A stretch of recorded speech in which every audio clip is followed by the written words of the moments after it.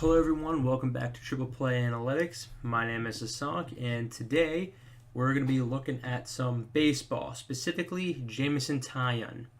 So Jameson Taillon was a second overall draft pick in 2010 by the Pittsburgh Pirates behind Bryce Harper. Taillon was drafted out of the Woodlands in Texas, and from 2010 to really 2016, he spent most of his career in the minor leagues, fine tuning and becoming a, top of the rotation pitcher. And today, what we're going to look at is his growth from last year, 2017, to this year, 2018. So let me give you a few stats to kind of picture how he performed. Last year, he had a 4.44 ERA. He pitched 133.2 innings, had a 290 average against, had a whip of 1.48 and a 1.4 pitching WAR. So if you're unfamiliar with baseball, what that means is he pitched 133 innings and then he couldn't get through a full inning, so he pitched 2 outs and 1. The average against him was 290, so batters on average would hit a 290 against him. Whip is walks and hits per inning pitched. So last year he averaged almost a walk or a hit and a half against him, and 1.4 was, on average above the replacement level player. He had 1.4 wins above that replacement level player. So this year, in his 2 games, he has a 1.26 ERA. He's pitched 14.1 innings. He has a 106 average against him, a .49 whip, and .7 WAR. So in 2 games, he's already put up .7 wins above replacement. His projection for this year is supposed to be around a 3.59 ERA, which is significantly better than his last year's ERA of 4.44. In addition, he's supposed to pitch almost 60 innings more, pitching 90.1, around the 90 mark of innings, with a 1.2 whip, which is considerably better than 1.48, and a 3.6 WAR. So why is this going to happen? Why are these projections pretty accurate? Well, let's look at his pitches and his velocity in their relation to the movement and how effective that is. So Taillon throws 4 pitches. He throws a changeup, he throws a curveball, he throws a 4-seam fastball, and a 2-seam fastball. So his changeup from last year to this year, there's a bigger difference from the initial pitch speed from out of his hand to when it crosses home plate. So that start to end speed, that difference is significantly bigger. And what does that mean? That means that there's more break and more slowing down in his curveball, which fools batters a bit more. So that brings more swings and misses, more strikeouts, thus decreasing his whip, decreasing his average against, and decreasing his ERA.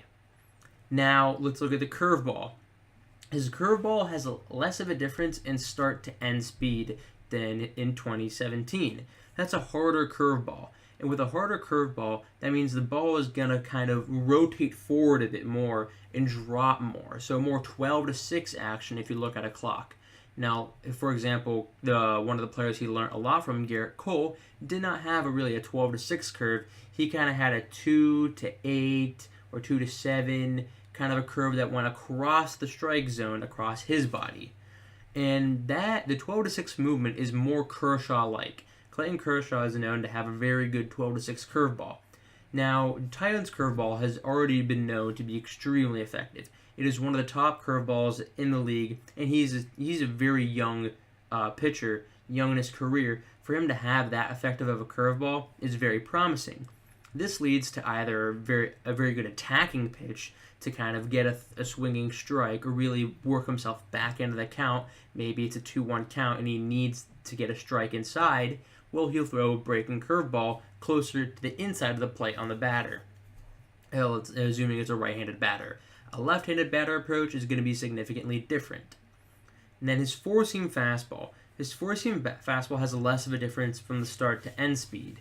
That means it's kind of a harder fastball that is flatter. It does not sink as much.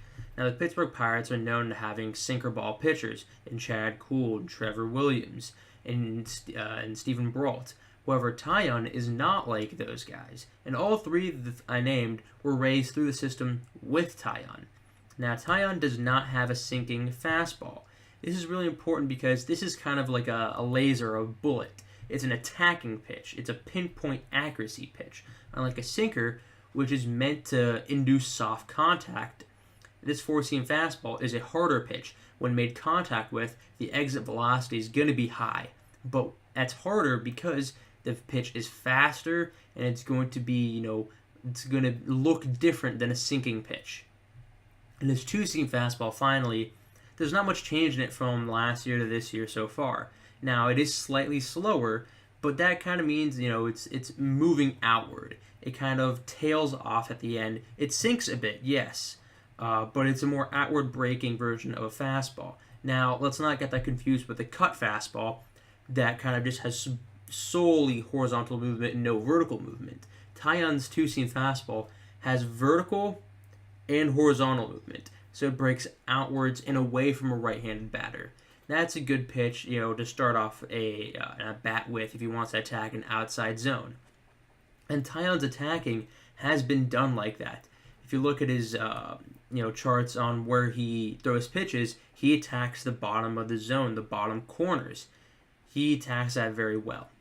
So this season, Taillon has high expectations. Coming back from a season where he was limited for a month because of surgery due to cancer he had, he's coming back on a fully healthy season as expected. Does that mean he'll live up to his expectations and have a sub-4 ERA? Maybe even sub-3.5. That's very possible. We'll just have to see. My expectation is Taillon will have a breakout season this year, and he will be an all-star. So, if I were a betting person, I would put my money on Jameson Taillon because he's a young, bright star with a good future ahead of him and has the stuff to prove it.